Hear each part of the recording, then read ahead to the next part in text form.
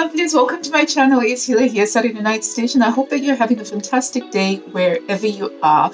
Today's video is a super quick short video in which I share with you my one goal, my one sewing goal for 2024. Yes, this year I've only restricted myself to one sewing goal.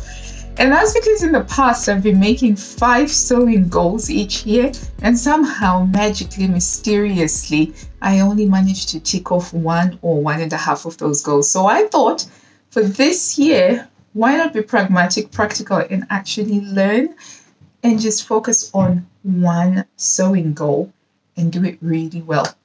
So I'm stepping into embroidery this year. Now I have done embroidery on 2 separate occasions. Number 1, I did Sashiko Embroidery, and I did it onto a kame top, which is still one of my favorite tops. I still wear it.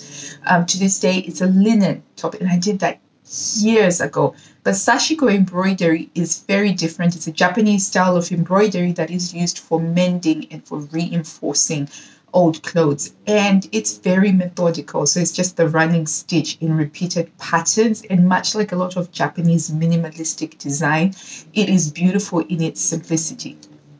The second time was when I tried to do a Kate and Rose Romanian gypsy folkloric style embroidery pattern that I bought from Kate and Rose.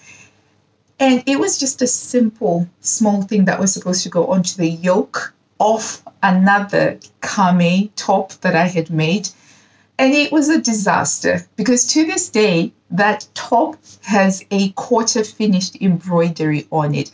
I didn't think the process through. I had no idea that to do your embroidery so that it would look really nicely, you needed a hoop. So I was trying to do it directly onto the yoke. It was a disaster. Needless to say, I didn't touch embroidery for a while, even though I was attracted to it. So anyway, fast forward to end of 2023, I'm sat at church chatting with a woman who turns out she had also studied fashion design, and she was into textiles and embroidery, etc. And then she showed me one of her favorite places where she gets embroidery kits, and it was called Madaha. And I went onto the website and I was enchanted with what I saw. And after we left, because our kids were both participating in the nativity, so they were doing rehearsals, so we were spending hours sort of waiting around for the kids, and so we were knitting. It was really lovely. But I came back home and I went back and I was like thinking, oh, I should. Anyway, I caved and I bought it under the proviso that it would be my one goal for 2024 that I would get done and finish. So then I had to proceed to gathering the materials. So the one that I chose a panel that forces a deadline because unlike some of the other panels that they have, the embroidery designs, they're spring or summer or season specific. This one is more Christmas specific. And I thought I want this as part of my Christmas decor, so that forces a deadline on it. But these things are so gorgeous. Look at that. That is the Joy panel that I bought. And I want to make this so that come November 17th, when's my tree going up? Yeah, our tree is going up on the 17th of November. Come 17th of November, this has to be going up as part of Christmas Day, Christmas tree putting up day. So that's the panel. And when you order it, what you get is the panel on a canvas. So it's a partial print, and then you fill it in with some embroidery, which is fine for me. I don't think I could have handled doing an embroidery from scratch, but they have the most beautiful ones. I could have bought every single one that I saw on that website. So you have this. So then the next thing that I did was do some research into what was required. So number 1, I knew that you needed to have some hoops. So I spent quite a fair bit of time reading around some embroidery blogs, talking about what sort of hoops to get. And they basically advised against getting some of the cheaper bamboo style hoops. And because for me, I want to be able to use this as a decorative thing that goes onto the wall, I needed to have a decorative hook.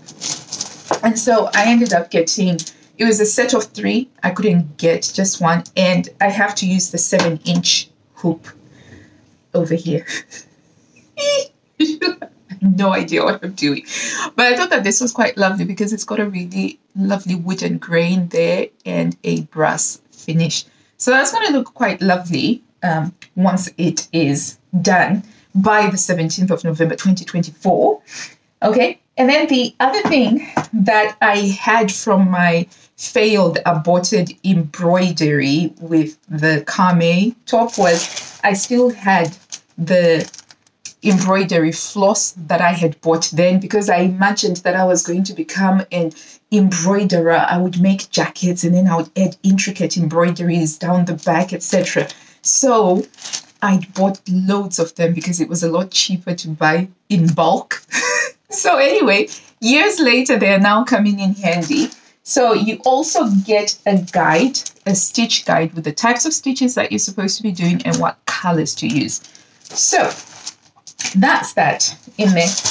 And I also read about the best embroidery needles to use, because apparently it does make a big difference to whether you have a pleasant experience or not. Currently, I've got these Millwood size 4 needles, which are really sharp and they do sew beautifully. I quite like sewing with these ones. But I think they were saying that I should get these, I think they're called Straw Milliners number 8.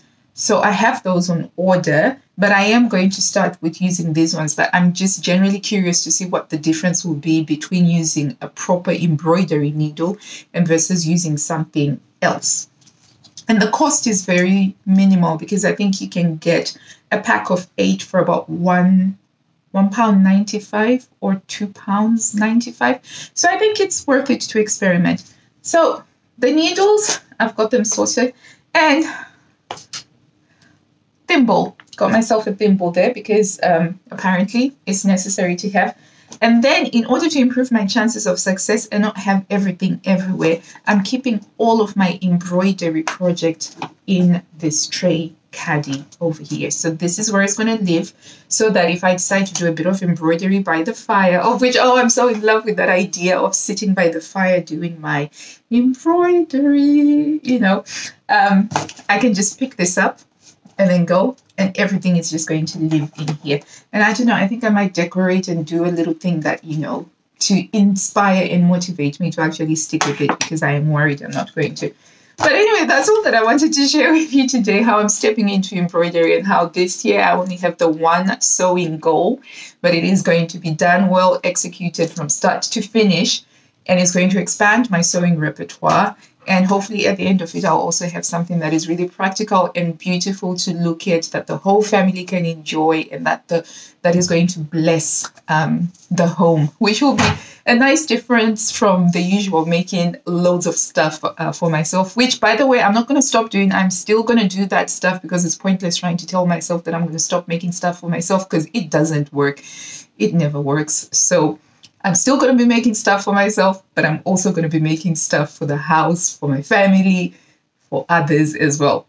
So until I see you next time, lovely people, I hope that you have a fantastic day. And let me know if you've got any sewing goals that you've set for 2024, or like me, are you just sticking with the one sewing goal for 2024? Let's go meet up in the comments. And before I leave, I would really appreciate if you could smash the like button and hit subscribe, because it really does help with the YouTube algorithm that is ever changing. And one of the only ways that you can feed it, which is very simple, is just the like and the subscribe button. And I'll see you next time. Happy sewing. Bye.